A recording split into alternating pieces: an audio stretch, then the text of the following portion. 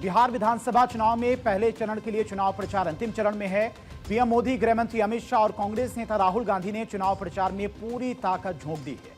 प्रधानमंत्री सहरसा और कटिहार में उन्होंने आज सभाएं की, जबकि अमित शाह की 3 रैलियां सीतामढ़ी, शिवहर और मधुबनी में जमकर उन्होंने हुंकार भरी।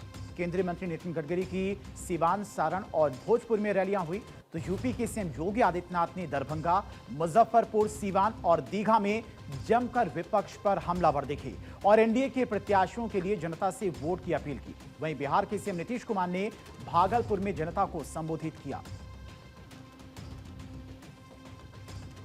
तो ये 3 तस्वीरें हैं बिहार के तमाम स्टार प्रचारक बीजेपी प्रत्याशियों के लिए, एनडीए प्रत्याशियों के लिए जमकर आज हुंकार भरते नजर आए। केंद्रीय मंत्री नितिन गडकरी भी कई जनसभाओं को उन्होंने संबोधित किया। सीवान, सारण में उनकी जनसभाएं थी। यूपी के मुख्यमंत्री योगी आदित्यनाथ ने दरभंगा, मुजफ्फरपुर में जनसभा को संबोधित किया। वहीं भागलपुर में नीतीश कुमार भी गरजते नजर आए और महागठबंधन पर जमकर बरसे हैं। तो बीजेपी की तरफ से लगातार चुनाव प्रचार अभियान को धार दी जा रही। तमाम स्टार प्रचारक दिग्गज इस वक्त मैदान में हैं। फर्स्ट फेज के चुनाव प्रचार का अंतिम चरण चल रहा है। कल शाम 5 बजे चुनाव प्रचार का शोर भी थम जाएगा। उससे पहले तमाम दिग्गज आज बिहार की रणभूमि में उतरकर जमकर गरजते दिखाई दिए।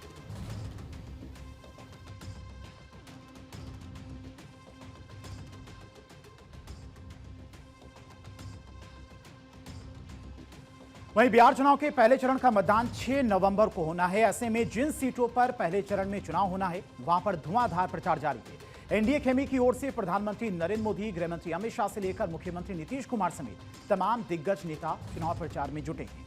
और इसी क्रम में पीएम नरेंद्र मोदी ने कटिहार में चुनावी सभा को संबोधित करते हुए आरजेडी कांग्रेस पर जमकर निशाना साधा। पीएम मोदी ने कहा कि कांग्रेस और आरजेडी के लोगों को कट्टरपंथी दोनों ही पसंद हैं। जब भी भाजपा एनडीए घुसपैठियों को देश से बाहर करने की बात करती है, तो ये तुरंत उनके बचाव में खड़े हो जाते हैं। आरजेडी और कांग्रेस को विकास की भाषा समझ ही नहीं आती है। आरजेडी और कांग्रेस की डिक्शनरी में क्या शब्द है, क्या भावनाएं भरी पड़ी है, क्या आदतें जुड़ी हुई है। आरजेडी और कांग्रेस, इनकी डिक्शनरी में कट्टा, क्रूरता, कटुता, कुसंस्कार, कुशासन और करप्शन ऐसे ही शब्द भरे पड़े हैं। जंगल राज की पाठशाला में इन्होंने बस यही सीखा है। पीएम मोदी ने कहा कि लालटेन वाले, पंजे वाले और लाल झंडे वाले लोगों ने बिहार को दशकों तक बेहाल रखा। इनके एजेंडे में कभी विकास था ही नहीं। कट्टरपंथियों के दबाव में इन्होंने 3 तलाक के खिलाफ बने कठोर कानून का विरोध किया था। कट्टरपंथियों के एजेंडे को पूरा करने के लिए अब ये वक्फ बोर्ड पर बने कानून को कूड़ेदान में फेंकने की बात कह रही हैं। देश के बिहार के संसाधनों पर सिर्फ भारत के नागरिकों का हक है, बिहार के नागरिकों का हक है। हम इस हक को किसी को चुराने नहीं देंगे।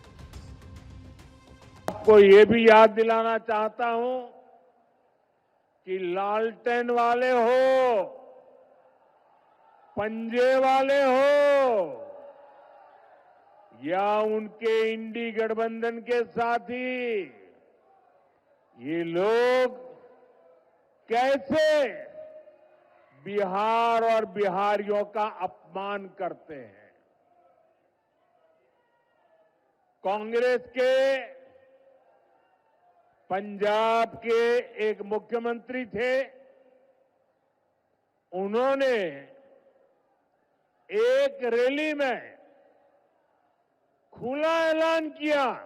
ये जरा सुनिए, ये पंजाब के कांग्रेस के मुख्यमंत्री ने मुख्यमंत्री पद पर रहते हुए ऐसा खुला ऐलान किया कि बिहार के लोगों को वो अपने राज्य पंजाब में घुसने नहीं देंगे।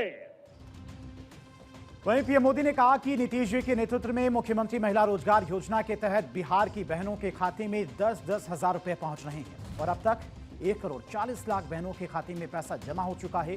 डबल इंजन की एनडीए सरकार का बहुत बड़ा लाभ है। ये लाभ ये है कि दिल्ली और पटना से निकला एक एक रुपया सीधे आपके खाते में आता है। कोई चोर लुटेरा इसे लूट नहीं सकता है। जो लोग बिहारियों को प्रताड़ित करते हैं, उन्हें गालियां देते हैं, उन्हें कांग्रेस ने प्रचार के लिए बुलाया ताकि आरजेडी को आपके गुस्से का सामना करना पड़े। जबकि कांग्रेस जानती है कि यदि इस बार भी आरजेडी हार गई तो उसकी राजनीति खत्म हो जाएगी और कांग्रेस उसके वोट बैंक पर कब्जा कर लेगी।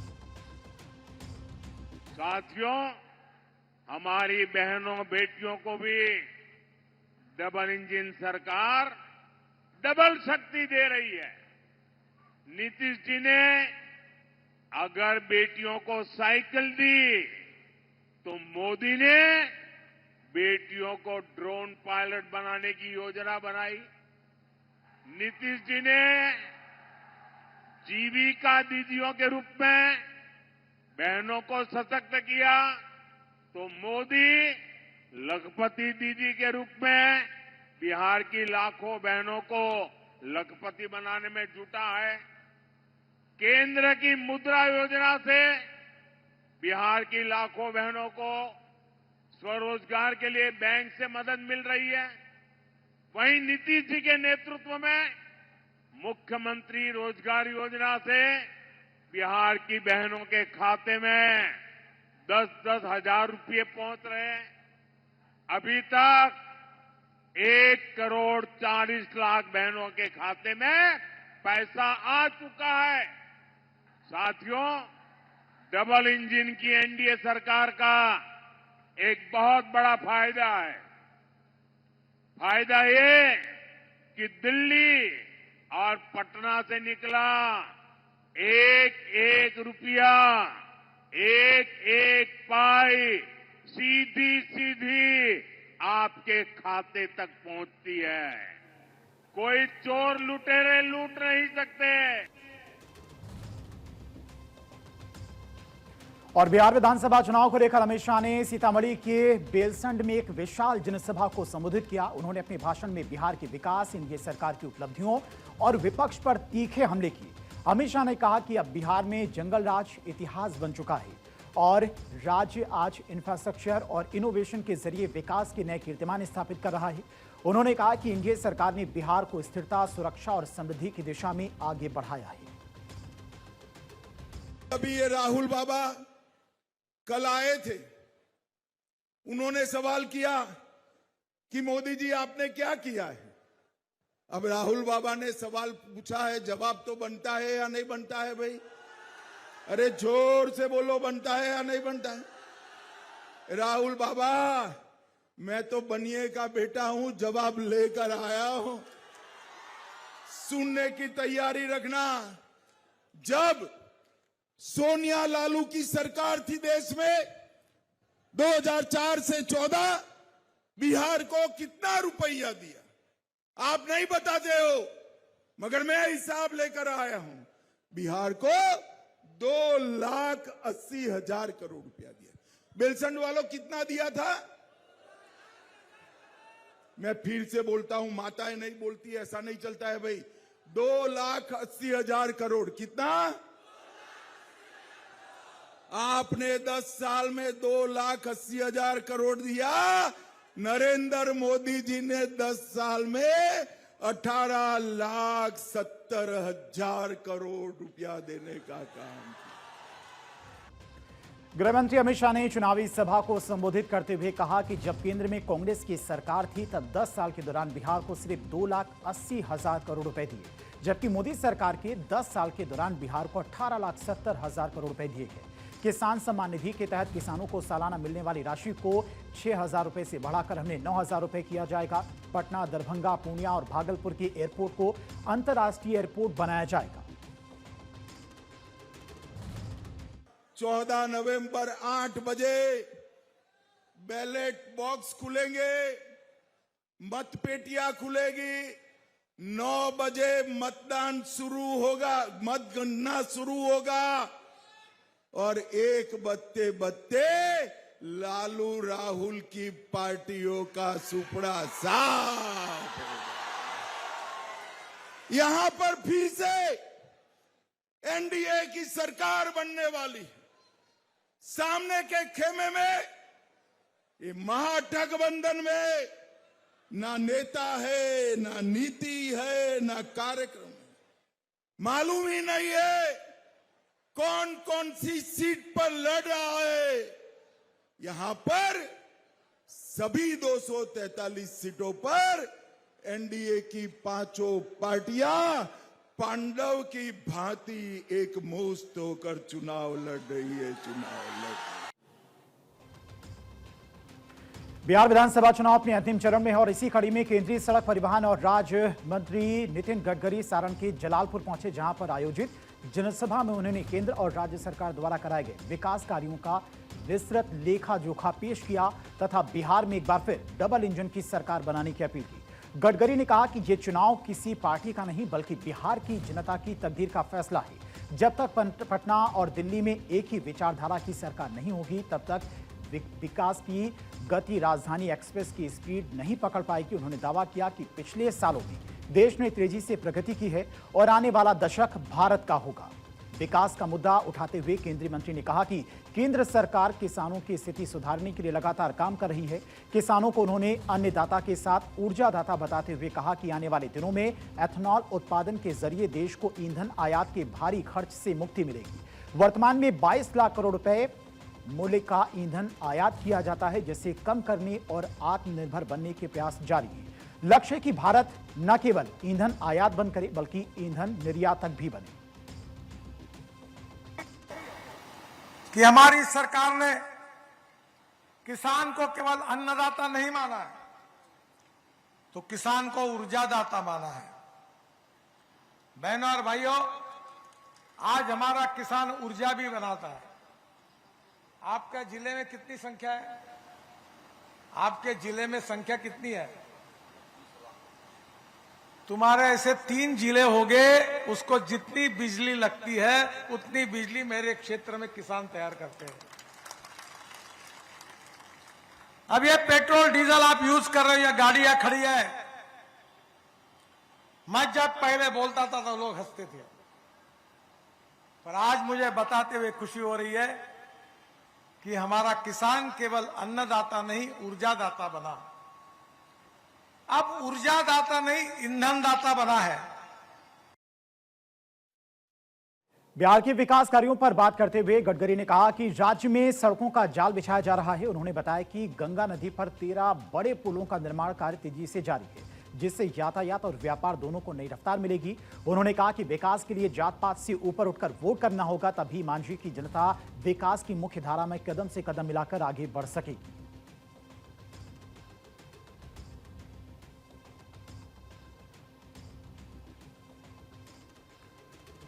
वहीं मुख्यमंत्री योगी आदित्यनाथ का बिहार विधानसभा चुनाव के 2025 के मैदान में धुआंधार चुनावी प्रचार अभियान जारी है। सीएम योगी आदित्यनाथ बिहार की धरती से न केवल पटना की राजनीति को साध रहे हैं बल्कि उनके निशाने पर लखनऊ से दिल्ली तक है। विपक्षी विरोध की राजनीति पर निशाना साधते दिख रहे हैं। इसी क्रम में उन्होंने सीधे तौर पर विपक्ष के 3 बड़े चेहरे कांग्रेस सांसद राहुल गांधी, समाजवादी पार्टी अध्यक्ष अखिलेश यादव और बिहार में विपक्ष के सीएम फेस आरजेडी नेता तेजस्वी यादव को निशाने पर लिया। सीएम योगी आदित्यनाथ ने दरभंगा के केवटी विधानसभा सीट पर चुनाव प्रचार के दौरान विपक्ष पर बड़ा हमला बोला। उन्होंने बिहार की विपक्षी गठबंधन के नेताओं का नया नामकरण कर दिया। लेकिन आज इंडी गठबंधन के 3 और बंदर आ गए, पप्पू, टप्पू और अप्पू के नाम पर। पप्पू सच बोल नहीं सकता, अच्छा बोल नहीं सकता, टप्पू अच्छा देख नहीं सकता और अप्पू सच सुन नहीं सकता। इन लोगों को एनडीए सरकार के द्वारा किए गए विकास दिखाई नहीं दे रहे। ये उसके बारे में बोल नहीं सकते, सुन नहीं सकते, देख नहीं सकते और इसीलिए तो दुष्प्रचार कर रहे हैं। आपने देखा होगा कांग्रेस के नेता राहुल जी जब भी कहीं जाते हैं भारत के खिलाफ बोलते हैं, विदेशी आक्रांताओं को महिमा मंडित करते हैं। ये जो तीन इंडी गठबंधन के तीन बंदरों की जोड़ी है, बहनों और भाइयों, ये तीन बंदरों की जोड़ी ये बिहार में खानदानी माफियाज को गले लगा करके अपना शागिर्द बना करके बिहार की सुरक्षा में सेंध लगाने का काम कर रहे हैं। सीएम योगी ने कहा कि ये कांग्रेस और आरजेडी और उत्तर प्रदेश में समाजवादी पार्टी के रूप में उनके साथी घोर हिंदू द्रोही, रामद्रोही और मां जानकी के विरोधी हैं। हम उन सभी के खिलाफ हैं जो भगवान राम, मां जानकी के खिलाफ हैं। सीएम योगी ने कहा कि कश्मीर में विवाद किसने पैदा किया? कांग्रेस ने। आज पीएम मोदी, गृह मंत्री अमित शाह ने कश्मीर को लेकर आतंकवाद और उग्रवाद से मुक्त करने का काम किया है। 1992 से लेकर के 2005 के बीच में आरजेडी शासन के समय में बिहार के अंदर 30,000 से अधिक अपहरण की घटनाएं घटित हुई थी। और बहनों और भाइयों, उस समय क्या स्थिति थी? 6 बजे के बाद 1992 से लेकर के 2005 में बिहार के अंदर कर्फ्यू जैसा माहौल हो जाता था। और तब पटना हाई कोर्ट ने टिप्पणी की थी कि सरकार का संचालन गुंडों के द्वारा किया जा रहा है, नौजवानों के साथ खिलवाड़ होता था, पेपर लीक एक धंधा हो गया था और गरीबों को तो राशन नहीं मिल पाता था, लेकिन जानवरों का राशन भी चारा घोटाले के नाम पर 900 करोड़ का चारा घोटाला इसी बिहार की धरती में हुआ था। दरभंगा की सभा से सीएम योगी ने एक बार फिर से बटेंगे तो कटेंगे वाले नारे को बिहार चुनाव के मैदान में लॉन्च किया। जाति बंटवारे को रोकने की दिशा में उनका यह हमला माना जा रहा है। सीएम योगी ने कहा कि अयोध्या और मिथिला को जोड़ करके राम राज की अवधारणा को साकार करने की दिशा में आगे बढ़ाना है। ये राम राज्य बिहार के लिए, आत्मनिर्भर बिहार के लिए, समृद्ध बिहार के लिए, विकसित बिहार के लिए यह अत्यंत महत्वपूर्ण है। और यह केवल और केवल तभी होगा जब एनडीए विजयी होगा। एनडीए विजयी होगा, बिहार विजयी होगा। एनडीए की विजय बिहार की विजय के साथ जोड़ करके देखना होगा। और इसके लिए बहनों और भाइयों, बटेंगे नहीं, कटेंगे भी नहीं। याद करना, बंटे थे तो कटे थे, बटेंगे नहीं तो कटेंगे नहीं। एक रहेंगे तो सेफ भी रहेंगे। और एकजुट होकर के एनडीए के प्रत्याशी भारतीय जनता पार्टी के श्री मुरारी मोहन झा को भारी बहुमत से विजयी बना करके भेजना है। सीएम योगी आदित्यनाथ नामकरण या फिर नाम बदलने को लेकर खूब चर्चा में रहे हैं। पिछले दिनों बिहार चुनाव के मैदान में उतरे सीएम योगी ने मोहम्मद शहाबुद्दीन के बेटे ओसामा को आरजेडी उम्मीदवार बनाए जाने पर हमला बोला था और उनके नाम पर आपत्ति भी जताई थी। इस पर अखिलेश यादव ने हमला बोला था। उन्होंने कहा था कि सीएम को ओसामा नाम पसंद नहीं आया तो नाम बदल देते, इसमें तो वे माहिर हैं। अब बिहार चुनाव के मैदान में उतरे सीएम योगी ने राहुल गांधी, अखिलेश यादव और तेजस्वी यादव का ही नाम बदल दिया।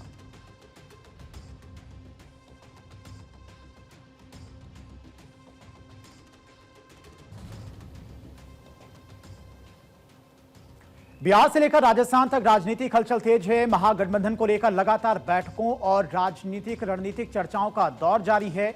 इसी बीच बिहार चुनाव के पर्यवेक्षक और राजस्थान के पूर्व सीएम अशोक गहलोत ने बिहार चुनाव को लेकर बड़ा बयान दिया। उन्होंने कहा कि माहौल पूरी तरह हमारे पक्ष में है और इस बार महागठबंधन की सरकार बनेगी। भारत 24 की पॉलिटिकल एडिटर अदिति नागर से अशोक गहलोत ने खास बातचीत की। क्या कुछ और कहा, सुनिए। कांग्रेस की राजनीति के चाणक्य कहे जाने वाले जो व्यक्ति हैं, जो आज पटना की धरती पर हैं और लंबे समय से पटना में चुनाव प्रचार देख रहे हैं, उनसे बात करेंगे।